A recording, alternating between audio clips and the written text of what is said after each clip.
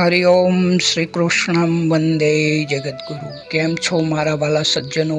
મજામાં ને? ફરી એકવાર આપ સૌનું ગીતા જ્ઞાન ગંગાના ગીતા સત્સંગમાં સ્વાગત છે। સૌને મારા જય શ્રી કૃષ્ણ, જય માતાજી, રાધે। મિત્રો, આજનો દિવ્ય સંવાદ શ્રીમદ ભગવદ્ ગીતા 11મો અધ્યાય વિશ્વરૂપ દર્શનનો શ્લોક નંબર 10 અને 11। મિત્ર, આ શ્લોકમાં નવપાત્ર સંજય ભગવાન વિશે, વિરાટ રૂપના દર્શન વિશે ધૃતરાષ્ટ્રને જવાબ આપે છે।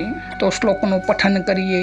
અનેક વક્ત નયનમ મનેકાદભુત દર્શનમ અનેક દિવ્યાભરણમ દિવ્યાનેકોધાત યુદ્ધમમ દિવ્યામાલંબરમ ધરમ દિવ્ય ગંધાનુલેપનમ સર્વાશ્રયમયમ દેવમ મનંતમ વિશ્વતો મુખમ। મિત્રો, આપણી 7 સ્ટેપ પદ્ધતિ પ્રમાણે શ્લોકનો સરળ અર્થ જોઈએ કે અનેક મુખ અને નેત્રો ધરાવનાર, અનેક અદ્ભુત દ્રશ્યોથી યુક્ત, ઘણા બધા દિવ્ય આભૂષણોથી યુક્ત અને કેટલાય ઉગામેલા દિવ્ય આયુધો હાથમાં ધારણ કરેલા, દિવ્ય માળા તેમજ વસ્ત્રોને ધારણ કરેલા તથા જેમના શિવ વિગ્રહમાંથી દિવ્ય ચંદનનો પરિમલ પ્રસરી રહ્યો છે એવા બધા જ જાતના આશ્રયોથી યુક્ત, સીમા વિનાના અને સર્વ તરફ મુખોવાળા એવા વિરાટ સ્વરૂપ પરમદેવ પરમેશ્વરને અર્જુને જોયા। મિત્રો, ગીતા એટલે જીવન રણ મેદાન બની જાય અને નિર્ણયો લેવા ગરહા લાગે ત્યારે આકાશમાંથી ઉતરે છે એક અવિનાશી જ્ઞાન એટલે શ્રીમદ ભગવદ્ ગીતા। મહાભારતના યુદ્ધ પર્વમાં જ્યારે પરમ ધનુર્ધર અર્જુન વિષાદમાં ડૂબી ગયા ત્યારે યોગેશ્વર ભગવાન શ્રી કૃષ્ણએ તેમને નિમિત્ત બનાવી સમગ્ર માનવ જાત માટે જે ઉપદેશ આપ્યો, આ માત્ર 2 વ્યક્તિ વચ્ચેનો સંવાદ નથી, વાત નથી, પરંતુ આત્માનો અને પરમાત્મા સાથેનો સંવાદ છે।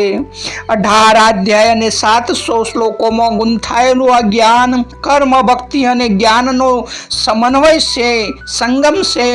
શરણાગતિ અને નિષ્કામ કર્મ એ આ ગ્રંથનો મુખ્ય સિદ્ધાંત છે।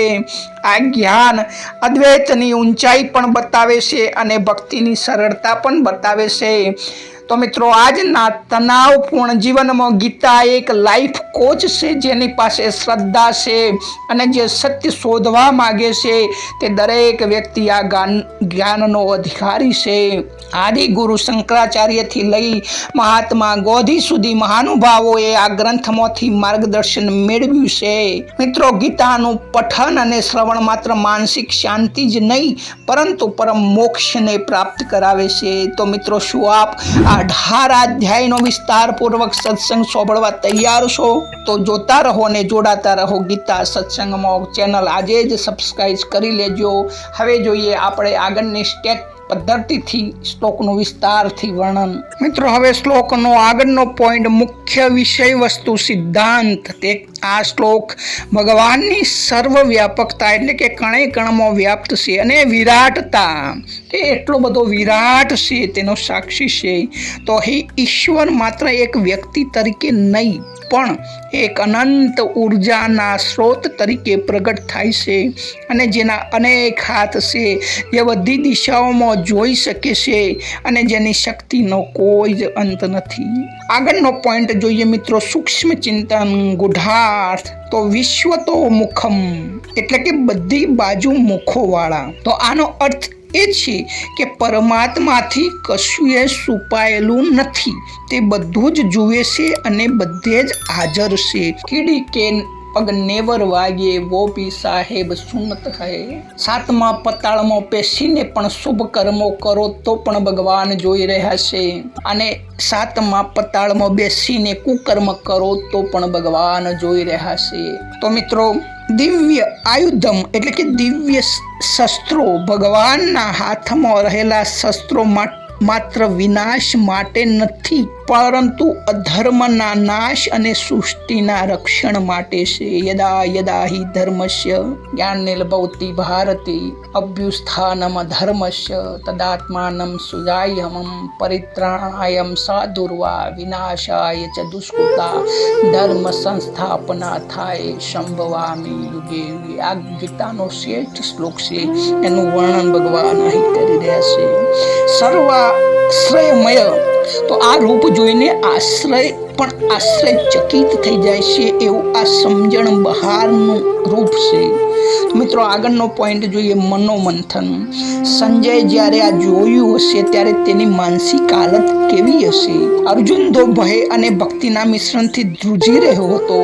શું આપણે કલ્પના કરી શકીએ કે જેના કરોડો કરોડો મુખ હોય, જેની આંખો સૂર્યચંદ્ર જેવી તેજસ્વી હોય, જેને જોવું એ કેટલું રોમાંચક અને ગભરાવી દે તેવું હોય. મિત્રો ભૂતને જોઈને પણ પરસેવો વળી જાય છે અને તાવ તથા કોમામાં સરી જવાય છે. આ તો એટલું ભયંકર વિરાટ રૂપ હશે, કલ્પના તો કરો.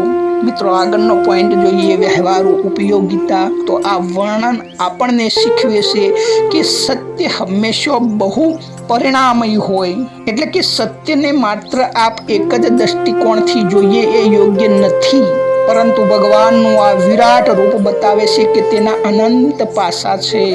આપણે જીવનની દરેક પરિસ્થિતિઓને પણ વ્યાપક દ્રષ્ટિથી, કોઈ પણ બનતી ઘટનાને પણ વ્યાપક દ્રષ્ટિથી જોતા શીખવું જોઈએ.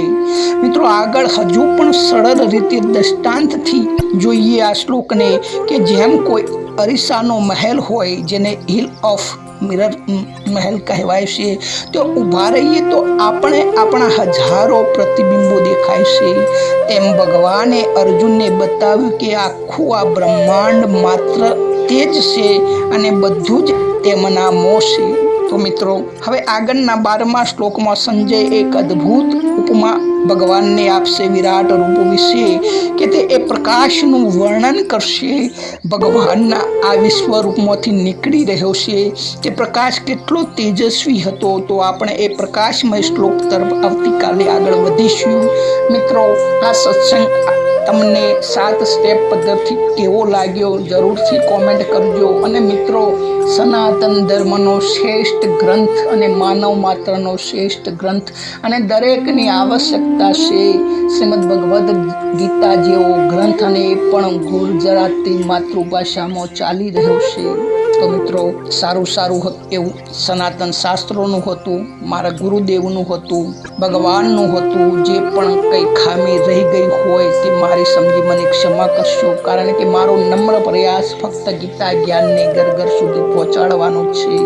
તો મિત્રો જોતા રહો અને જોડાતા રહો ગીતા સત્સંગમાં. સૌને મારા જય શ્રી કૃષ્ણ, જય માતાજી, રાધે રાધે.